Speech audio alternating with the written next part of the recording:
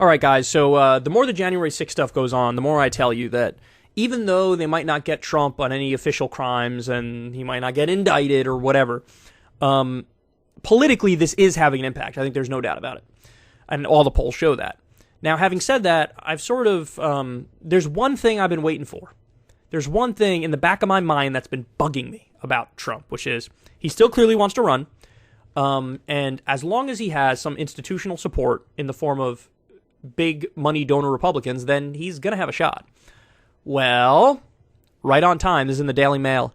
It's a shit show. Republican donors are tiring of Trump and the exhausting circus surrounding the ex-president as January 6 hearings continue on through the summer. Okay, so Republican donors are getting tired of the Trump shit show and the exhausting circus surrounding the ex-president as the January 6 hearings drag on through the summer.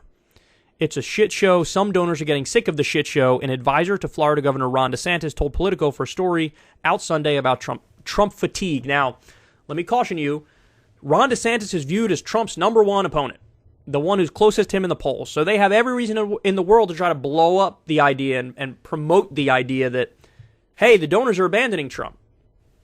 So there is a conflict of interest here. I just want everybody to know that. Let's continue. It's DeSantis who is starting to outpoll former President Donald Trump in surveys of GOP voters looking ahead to 2024, who stands to benefit most from the January 6 hearings dragging Trump down politically, legally, or financially. I think the January 6 hearings are a continuation of the exhausting circus that surrounds Trump, the DeSantis advisor continued. There are, of course, the lunchbox Republicans who think this is a mass conspiracy, but among the donor class, many are just tired of this.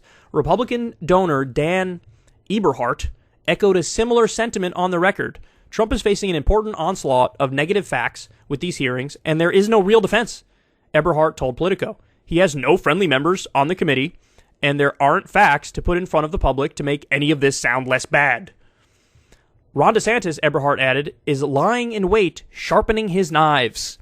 The Florida governor, according to a consultant in his orbit, thinks that the January 6 hearings could impact Trump legally, believing the Democrat-led House committee is laying the groundwork for the Department of Justice to indict the former commander-in-chief. See, that I don't know about. That I tend to doubt that. But we'll see. That's where his head is at, the consultant told Politico. He thinks the goal here is to get Maine justice to go after Trump. That's what Ron thinks this is all about. The consultant also pushed that DeSantis is more focused on his 2022 re-election bid to Florida governor's mansion than looking ahead to 2024. Most sources believe that Trump would lose his base from whatever the hearings uncovered.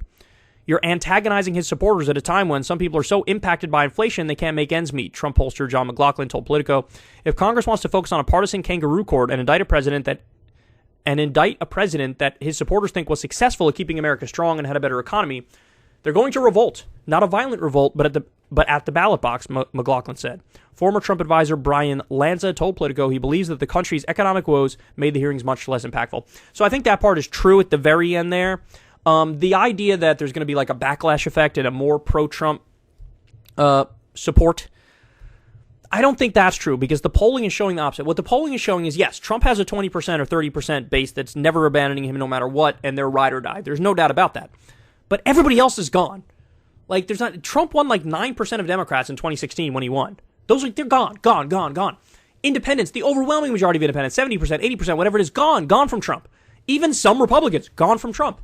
So all you need to do is chip away enough to make him less viable. And that's exactly what's happening. But the more important part is, and this isn't just coming from the DeSantis camp, there's whispers all around now, is that the entire Republican donor class, the big money donor class, they're not Trump-based Republicans. They tolerated Trump insofar as he would deliver on their agenda, which is tax cuts for the rich and deregulation, which he did deliver on.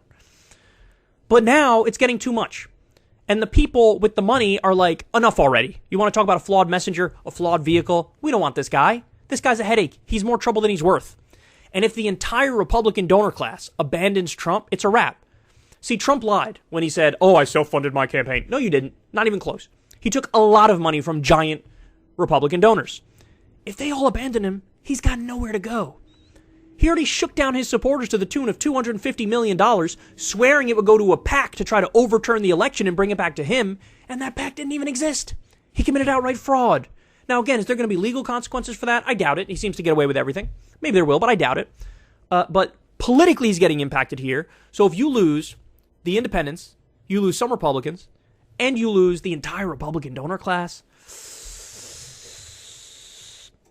it ain't looking good for him, man. And remember, I'm the guy who told everybody early on, I think he's a real threat against Hillary Clinton. I think he could beat Hillary Clinton. And he did. And I'm the guy who told you, after everybody, oh yeah, Russiagate, he's done. He's going to be dragged out in handcuffs. I'm the guy who told you, no, not going to happen. Not going to happen. Not true. I'm the guy who tells you when politically he's doing stuff that's effective. Right now, he's lost. He's in the wilderness. And that does bode well for DeSantis, whether or not he wants to acknowledge it. We'll see. But I do think the more this goes on, the more he's tarnished. And it doesn't matter how aggressive his pushback is if he's relegated to Truth Social, talking to like 17 people. So here we are. If you want to see me and Crystal Ball interview legends like Noam Chomsky, Cornel West, and more, subscribe to Crystal Kyle and Friends on Substack. $5 a month gets you the video version a day early. Remember, we take 0 ad dollars for this podcast. Or you can sign up on Substack for free and get the audio version a day later. Link in the video description box below.